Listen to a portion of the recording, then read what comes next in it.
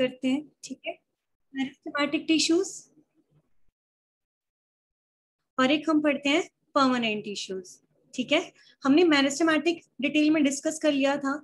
Actually जो आपने देखा होगा कि हम रेगुलरली, जो गार्डनर्स होते हैं, रेगुलरली पौधों की कटाई करते हैं, ठीक है, उनकी कटिंग करते हैं, फिर हम देखते हैं पौधा दोबारा ग्रो कर जाता है, उतनी ही हाइट ले लेता है वापस से। क्यों? क्योंकि उनकी जो ग्रोथ होती है वो इनडिटर्मिनेट है, वो ग्रो करते जाते हैं। That is because of the meristematic sales.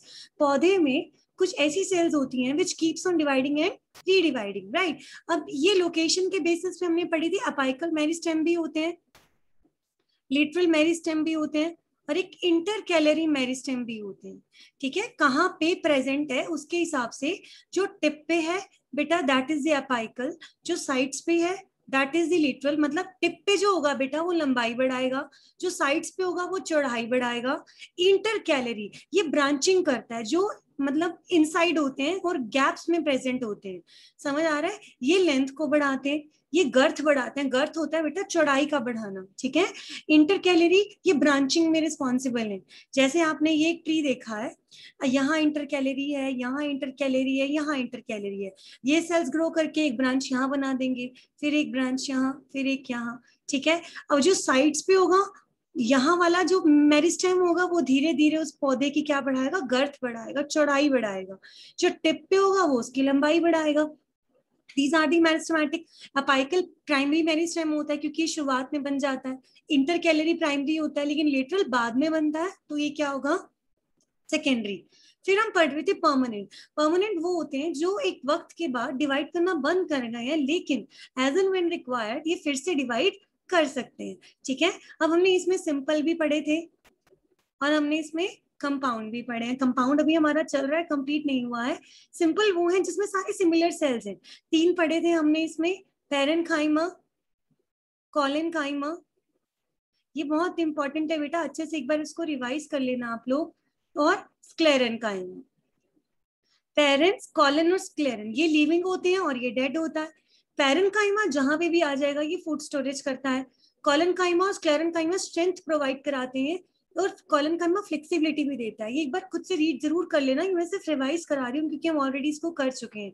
Compound जो डिफरेंट डिफरेंट सेल से मिलकर बने हैं, जाइलम एंड फ्लोएम, हम पढ़ चुके हैं अबाउट द जाइलम। जाइलम में ट्रैकीड्स हैं, जाइलम में वेसल्स हैं, xylem has fibres and parenchyma. तो उस एक टिश्यू में अलग अलग तरह की सेल्स हैं, that is why it is known as the compound tissues. Tracheids और वेसल में क्या अंतर होता है, दोनों पाइप की तरह काम करती हैं, वाटर ट्रांसपोर्ट करती हैं, लेकिन वेसल जो है वो एक स्ट्रेट पाइप की तरह काम करती है, लेकिन ट्रैकीड्स जो है वो टेढ़ी मेढ़ी करती हैं, मतलब घुमाव होता है, इसीलिए वाटर फ्लो जो होता है ज्यादा एफिशिएंट वेसल्स में होता है as compare to the tracheids. Alright, vessel और ट्रैकीड्स में वॉल थिकर ल्यूमेन क्या होती है मैंने बताया था।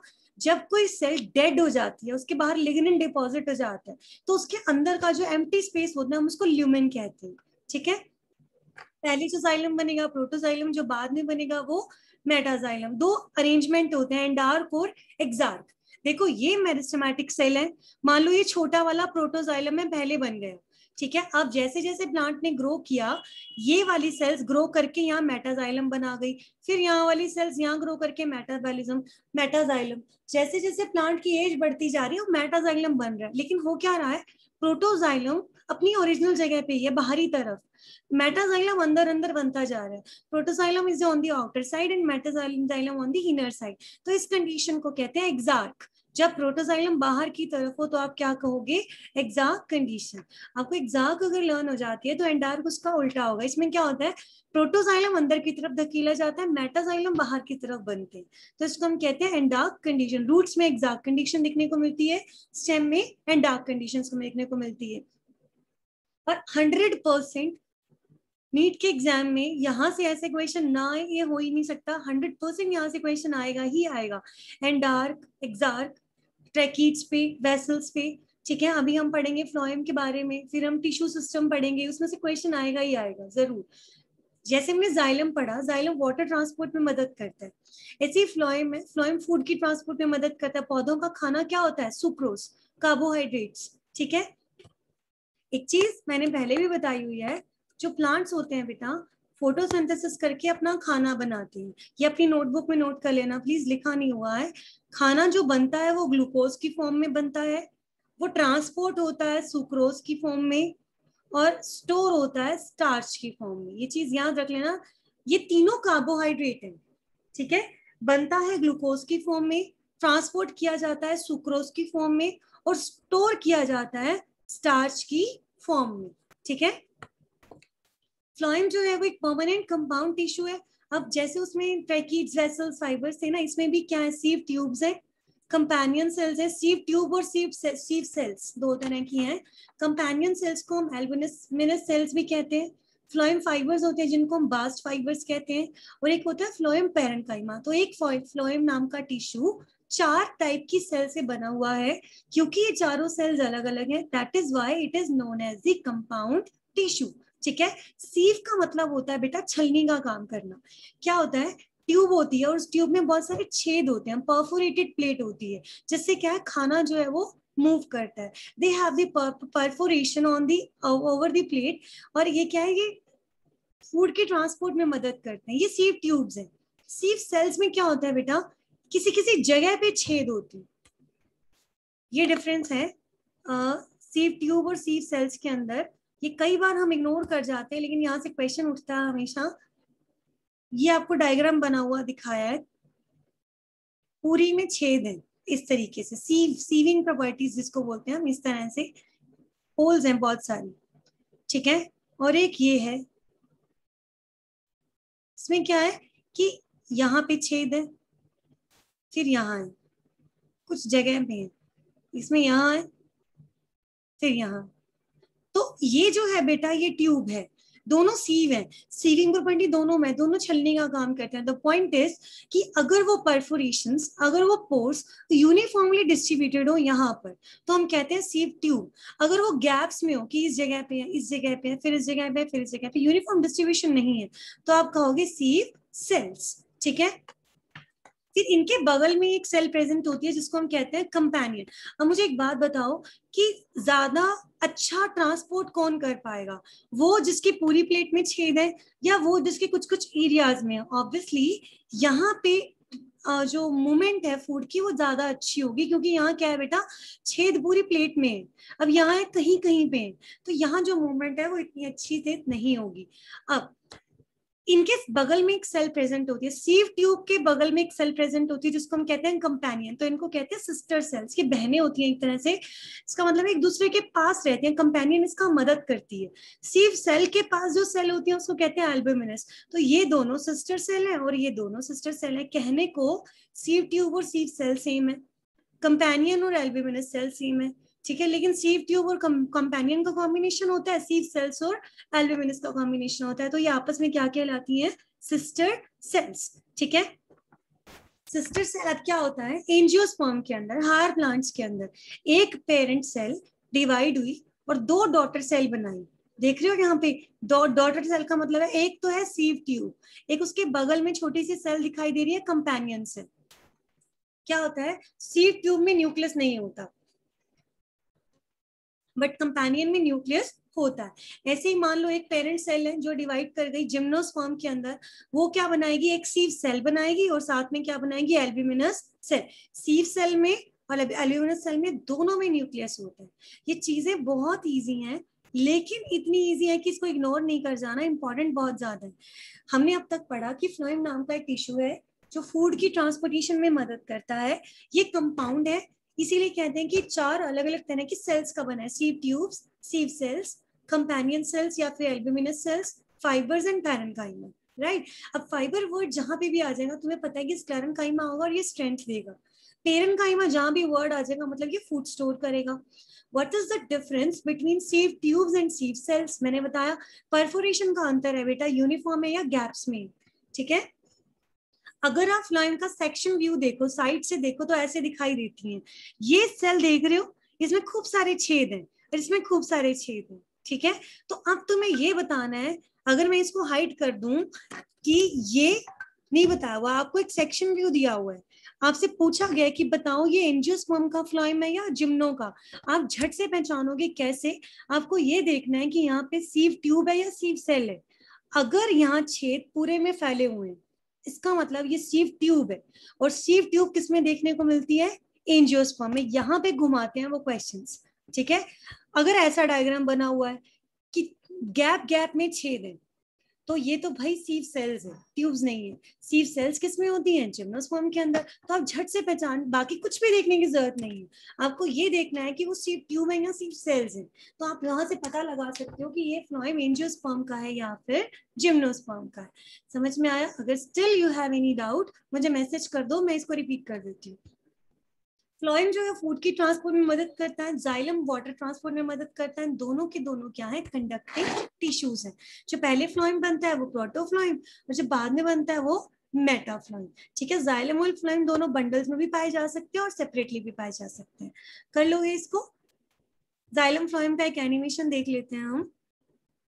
दिख रहा है एनिमेशन बेटा? Can you see the screen? Please मुझे जल्दी रिप्लाई करो, कल हमारा लेक्चर वो शॉर्ट रह गया था, आज हमें थोड़ा ज्यादा करना है। Yes, ma'am. Okay.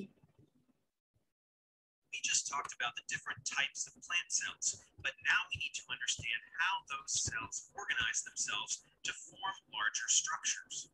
First, let's review the levels of organization in living organisms. Cells are the building blocks of life, but cells are usually organized into tissues, and these tissues will often be organized into organs, and this is true of plants just as it is for animals. Plants have three main types of tissues, and all of these tissues are comprised of the plant cells we discussed in the previous tutorial. So let's go through these types of tissue now. First up, ground tissue makes up the majority of a plant's body, so to speak, and it's broken up into three subgroups based on cell type. Those are the parenchyma, the parenchyma, and the sclerenchyma, which we just learned about. Ground parenchyma tissue is the most common tissue in a plant. It appears in a variety of locations and does many jobs. Parenchyma tissue is responsible for the photosynthetic pathogens like fungi, and therefore एक minute, मुझे आपको एक बार xylem phloem दिखाना है यहाँ पर। can be found throughout the plant wherever structural support is most important. But as we said, ground tissues are just four other specialized organelles. They're primarily there, living in very dry areas that divide the rhynodome, which is the outer, you have a wider variety of water sources and phloem. Xylem is a vascular tissue. ये देखो, अभी हमने हम xylem phloem पढ़ा है ना। Xylem phloem यहाँ से सुनो कि वैस्कुलर टिश्यू होता है, डेड सेल्स का बना होता है। ट्रैकीड्स हैं इसके अंदर, पेरेन्काइमा सेल्स हैं, वेसल्स हैं, परफोरेशन प्लेट्स होती हैं। परफोरेशन का मतलब होता है होल्स होते हैं बेटा। पिट्स वो एरिया है जहां जहां पे लिग्नेंट डिपॉजिट नहीं है। Dead cells called tracheids and vessel elements. These are both elongated cells whose walls are strengthened.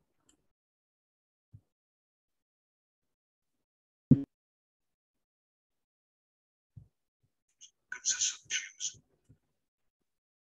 Let's begin. Walls are up the cuticle. एक मिनट बेटा।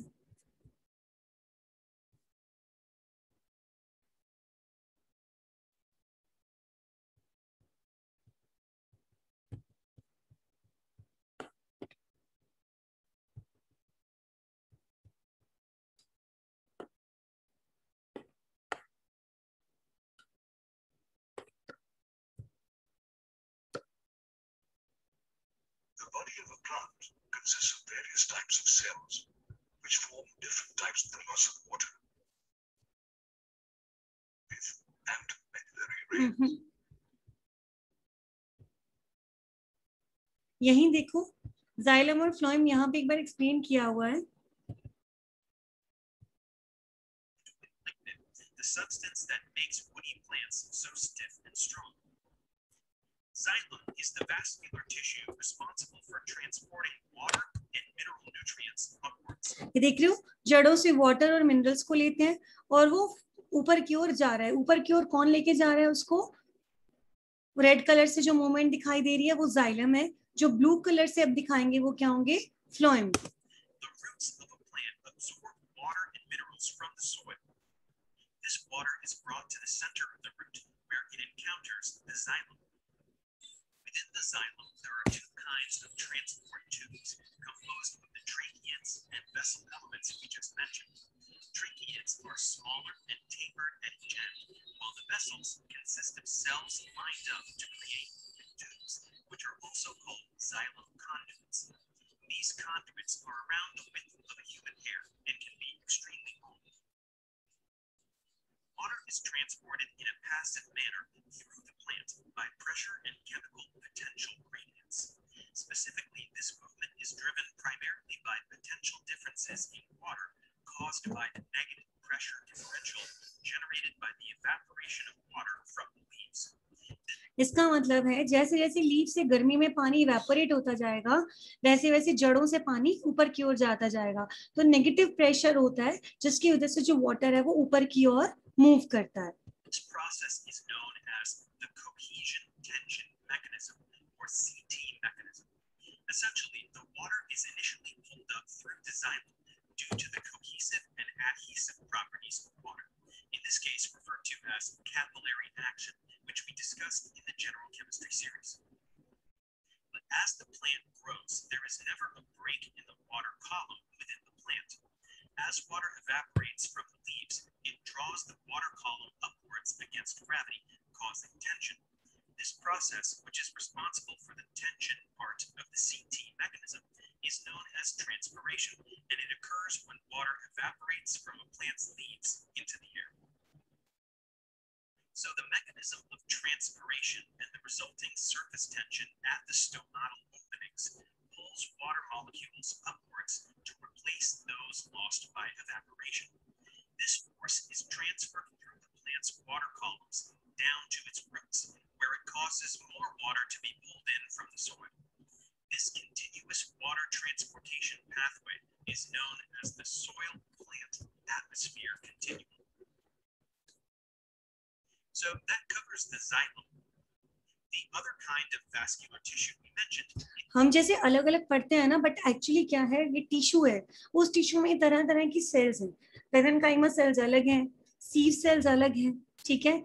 ऐसे ही बंडल शीट सेल्स वो बाहर की तरफ हैं जो लीफ वगैरह में, कंपेनियन सेल जो सीव ट्यूब के साथ होती हैं जो इनकी मदद करती हैं. सीविंग प्लेट होता है छेद हों जिसके अंदर जो मूवमेंट करने में मदद करते हैं. Is phloem, and it's composed of living cells called companion cells and sieve cells. Companion cells regulate the function of the phloem, while the sieve cells execute this function. Phloem tissue is responsible for transporting the sugars produced through photosynthesis in the leaves to all of the other parts of the plant. Sieve cells are connected by sieve plates, which are membranes with pores through which the sugar solution can pass. अब xylem की जो movement है वो one way है, पानी नीचे से ऊपर ही जाएगा, लेकिन फ्लोएम की मूवमेंट काफी वेज में होती है. खाने को पौधे के हर अंग में लेके जाना है तो वो ऊपर नीचे दाएं बाएं हर तरफ मूवमेंट करवाएगा. The movement of this sugary sap through the phloem is caused by positive hydrostatic pressure. This process is called translocation, and it is driven primarily by phloem interacting with specialized cells to load and unload the sap. To be more specific, cells in the leaves, which are capable of photosynthesis, act as a sugar source and can thereby load the sieve cells of the phloem by transporting sugar molecules into them. This causes some of the water from the xylem to passively enter the sieve by osmosis, thereby thinning the sap and creating pressure, which pushes the sap through the sieve plate pores and down the tube. This will eventually make it to other cells, which we can consider sugar sinks. These are the cells. ये देख रहे हो, सबसे पहले 1 number पे दिखा हुआ इन्होंने, इसका चाहे आप स्क्रीनशॉट रख लेना अपने पास. खाना पौधे के पत्तों में बनता है, ग्रीन एरियाज में बनता है. वो अपना खाना बनाकर सुक्रोज की फॉर्म में उसको फ्लोएम के अंदर लोड कर देते हैं, क्योंकि आगे ट्रांसपोर्ट तो फ्लोएम करेगा ना, मतलब सामान लाया और गाड़ी में लोड कर दिया. ऐसे ही पौधे ने, पत्तों ने खाना बनाया, उसको फ्लोएम में लोड कर दिया, ठीक है. अब ऐसे ही वाटर है वो भी आएगा इसके अंदर, जाइलम से वाटर भी आता है फ्लोएम में, ठीक है. तीसरे नंबर पे क्या होगा, अभी सुक्रोज से कंपेनियन सेल में आया, कंपेनियन सेल से ये उन सीव ट्यूब और सीव सेल्स के अंदर आ गया. अब ये जगह जगह ट्रांसपोर्ट करेगा, ठीक है. फिर ये कंपेनियन सेल में गया, पहले कंपेनियन सेल यहाँ से यहाँ लेकर आई, फिर कंपेनियन सेल इसको इधर लेके जाएंगी, रूट सेल में आ गया, फिर अनलोडिंग कर दी, जहां तक उसको पहुंचाना था यहाँ लोडिंग की थी, फिर ऐसे घूमता गया और फिर यहाँ पे आके रूट सेल में अनलोडिंग कर दी, तो फिर क्या है, वाटर जो है वो वापस जाइलम में चला जाएगा बाय दी ऑस्मोसिस। तो इसमें दिखा रहा है कि फ्लोएम किस तरह से काम करता है और कंपेनियन सेल उसकी कैसे हेल्प करती है।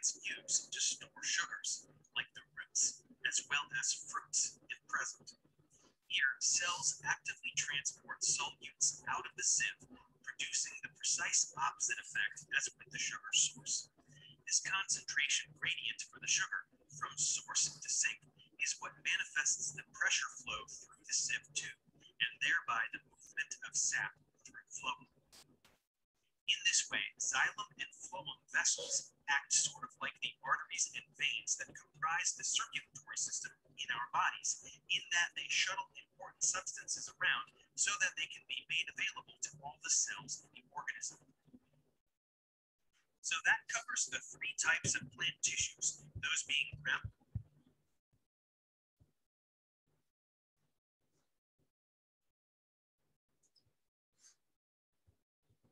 जाइलम और फ्लोएम के बाद नेक्स्ट आते हैं टिश्यू सिस्टम। एक बार अपना सिलेबस जरूर चेक कर लेना कि आपके सिलेबस के अकॉर्डिंग हमने क्या करना था इसमें। मैंने आपके ग्रुप में शेयर किया हुआ है ये।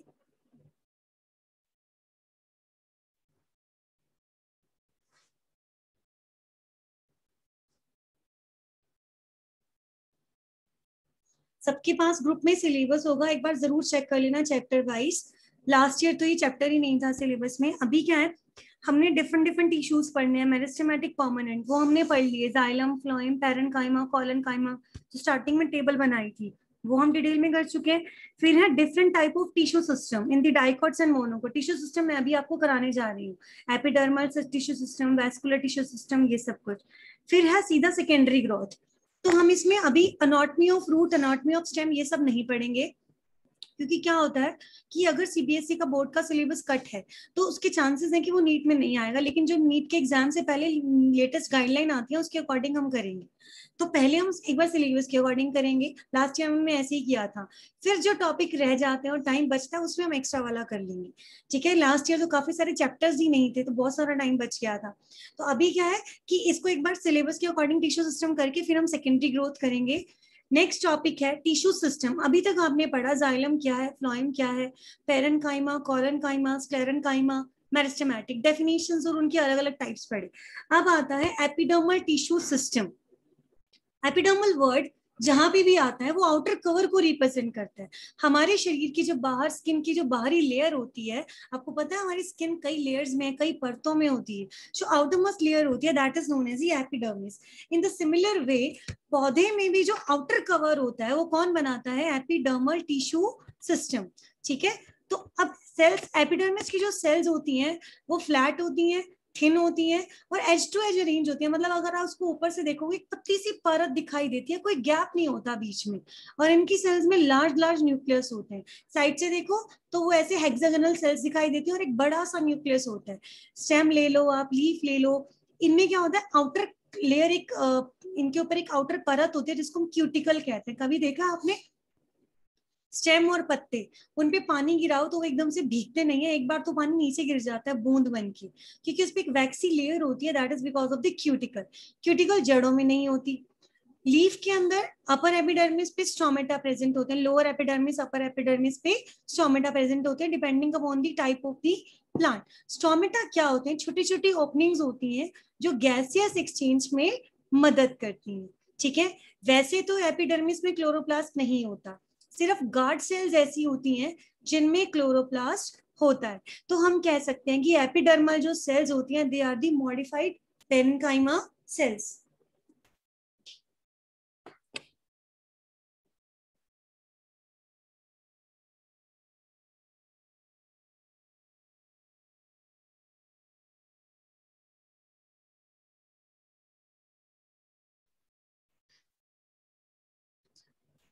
यकीन मानो इस एक एक टॉपिक को नोट्स में से पढ़ोगे, बुक से रीड करोगे, this is going to be very easy for you, but the condition is कि उसको अच्छे से पढ़ो।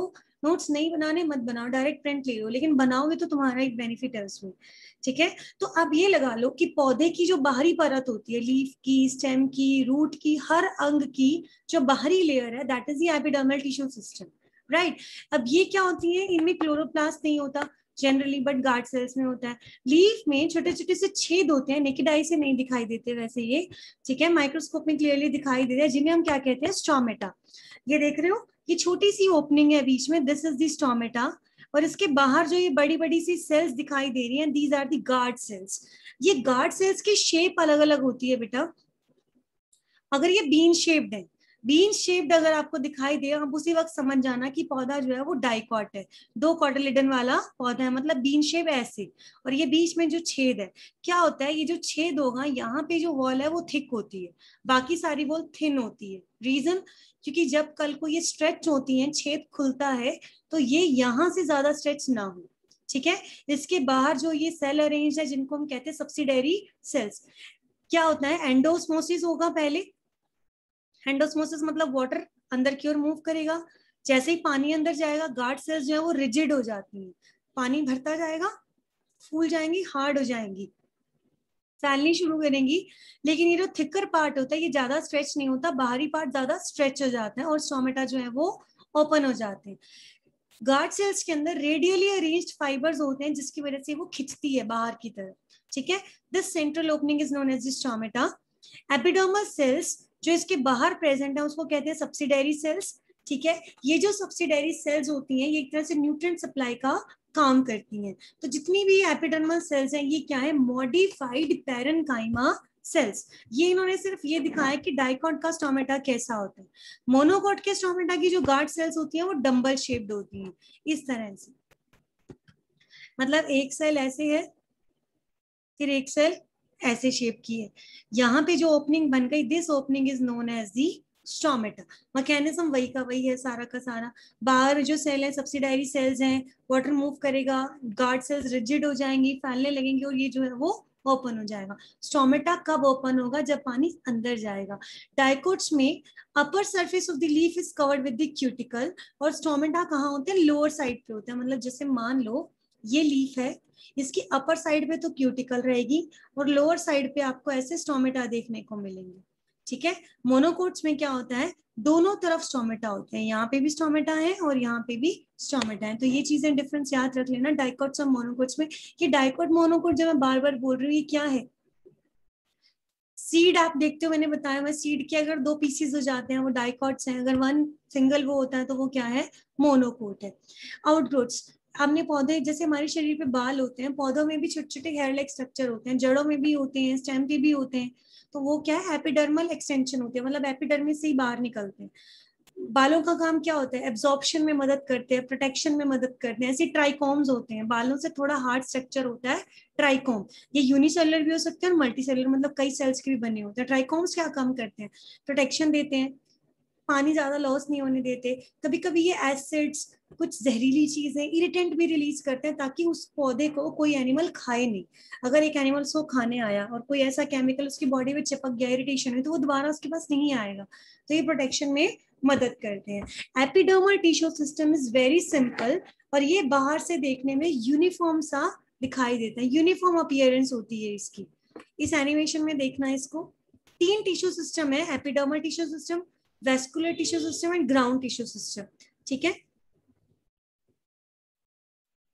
तीन टिश्यू सिस्टम आपको पढ़ने हैं, epidermal tissue system, ground tissue system, और एक आपको पढ़ना है वेस्कुलर टिश्यू सिस्टम। क्या है, मान लो ये पौधा है, जो बाहरी लेयर है, ये तो क्या है, एपिडर्मल टिश्यू सिस्टम।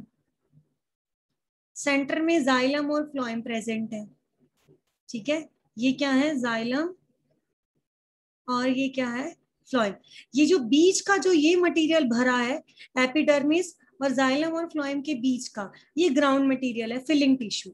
तो यहाँ पे आपके क्या आते हैं, पैरेन्काइमा, कोलेनकाइमा, स्क्लेरेन्काइमा, तो ये हम पढ़ चुके हैं, ये हम नहीं पढ़ेंगे। ये फिलिंग टिश्यू होता है एपिडर्मिस और वेस्कुलर बंडल्स के बीच का, ये मैंने आपको अभी बताया। इसका एनिमेशन दिखा देती हूँ। वेस्कुलर में हम पढ़ेंगे जाइलम एंड फ्लोएम के बारे में। which form different types of tissues. The structure and function of these tissues depend entirely on where they are located inside a plant. Therefore, based on this, plant tissue systems can be classified into three types: epidermal tissue system, ground or fundamental tissue system, and vascular or conducting tissue system. Let's begin by studying the epidermal tissue system. As the name suggests, this tissue forms the outermost covering of the plant body. It consists of epidermal cells, stomata, and epidermal appendages, including trichomes and hairs.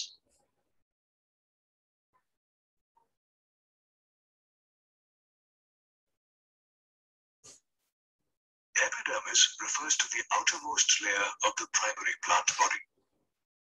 It is a continuous layer of elongated and compactly arranged cells. Epidermal cells are parenchymatous in nature, and their cell walls are lined with a small amount of cytoplasm that has a large vacuole. The outer layer of the epidermis is coated with a thick and waxy layer called, ये देख रहे हो, अभी मैंने बताया था cuticle waxy layer होती है, जल्दी से उसको भीगने नहीं देती है, cuticle, which prevents the loss of water.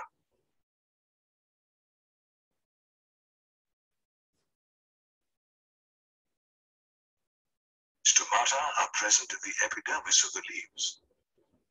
They regulate the process of transpiration and gaseous exchange. Each stoma consists of two bean-shaped cells called guard cells. Guard cells contain chloroplasts and regulate the opening and closing of a stoma. In grasses, the guard cells are dumbbell-shaped. Monocots के अंदर dumbbell shaped है ये, और The dicots में outer bean walls shape. of the guard cells, which are away from the stomatal pore, are thin, while the inner walls, which are towards the stomatal pore, are very thick.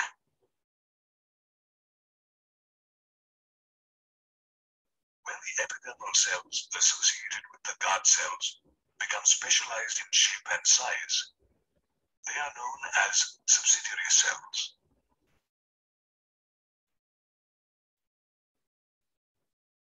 The stomatal aperture, guard cells, and the surrounding subsidiary cells are collectively called stomatal apparatus.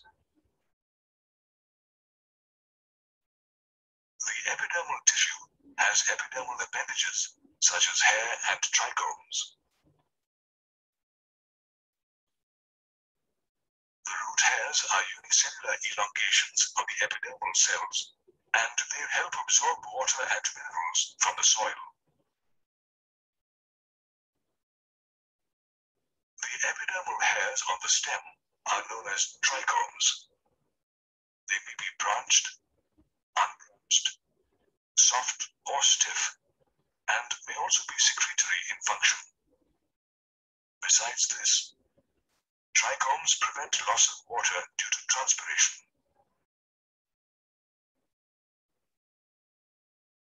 The second type of tissue system is the ground tissue system. The ground tissue in primary stems and roots consists of parenchymatous cells found in the cortex, pericycle, pith, and medullary rays.